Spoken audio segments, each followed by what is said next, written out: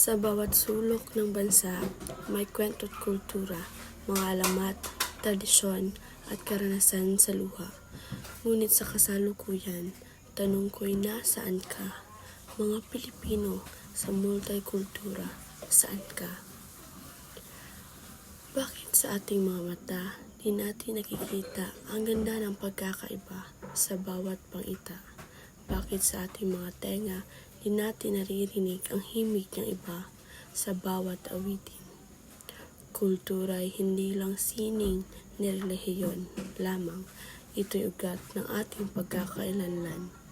Kailangan natin itong unawain at yakapin upang maging bukas palad sa bagong araw-arawin. Huwag hayaang maging hadlang ang wika't kulay sa pagtuklas ng kahulugan ng bawat isa't isa.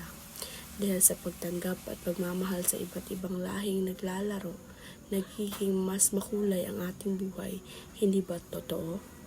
Kaya't mulit-mulit tayo'y magkaisa sa pagtuklas ng kaalaman, walang humpay na paglalakbay.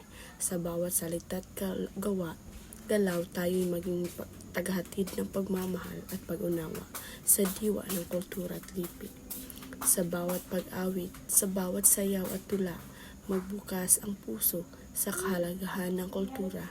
Tayo'y magsama-sama sa landas ng pagtuklas sa paglalakbay ng kaalaman, magbuo ng bagong kasaysayan.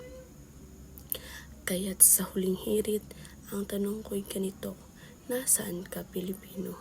Sa paglalakbay ng kultura at kaalaman, sa bawat pintig ng ating puso, maglahad ng pagmamahal sa diwa ng multikultura, magniningning ang yaman ng ating bayan.